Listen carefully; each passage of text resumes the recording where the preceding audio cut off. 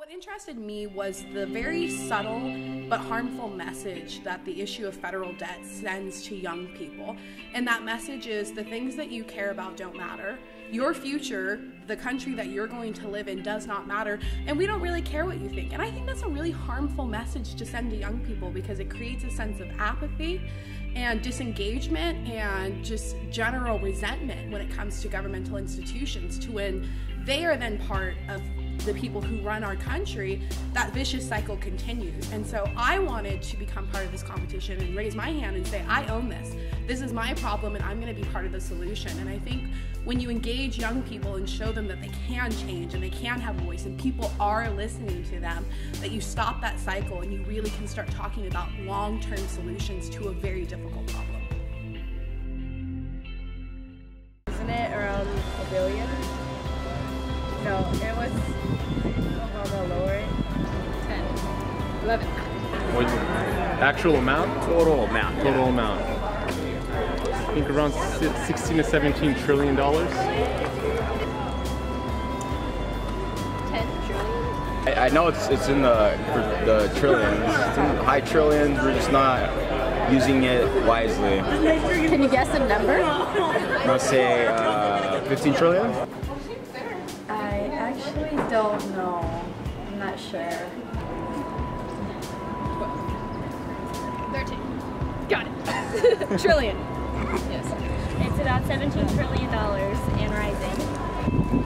Okay. I have no idea. It's $17.4 trillion.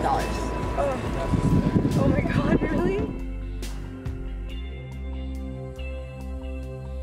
Well, as idealist as it sounds, I would eradicate homelessness. Not only in our, well, the fact that we have homelessness in America is so obscene to begin with, but I would eradicate homelessness in this country. I would, education definitely would be up there as well, reforming the education system. A lot of foreign aid. Business startups. Educate people more, get them more in the mindset, not the career, but innovation, how to bring new things with us. I believe it was Thomas Jefferson that said 2 ways to enslave a country are one by sword and 2 is by debt. So essentially we are enslaved to our debtors. So ultimately debt, being the largest economy in the world, having that big of debt is not a good thing. Oh, geez, how does it not? I mean, it's not something that's necessarily immediate prevalent. It's not like you would, spend nights not sleeping because of it, but I mean, it trickles down profoundly as far as I know. I mean, it affects everything from like just the normal price of like how much your coffee's going to be to, someday when we choose to be homeowners, to insurance, to, I mean, it pretty much is ubiquitous in how it affects everything.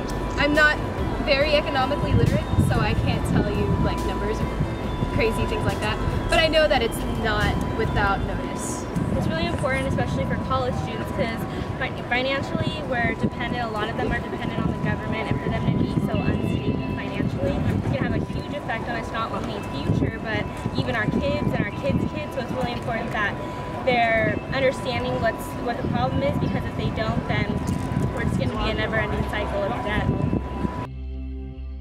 As we see rising interest rates, what that means is we're paying more money on the debt that we already have. So what that means is the government now has to decide, are we going to raise taxes? Are we going to spend more money? Are we going to spend less money? Are we going to borrow more money? Or are we going to be fiscally responsible? And to me, the idea of being fiscally responsible is, out of all of that, the easiest and most logical decision to make. And what fiscal responsibility really is, at its core, is prioritizing what we spend money on and making sure that when we create a budget, we follow that budget and we don't spend outside of that.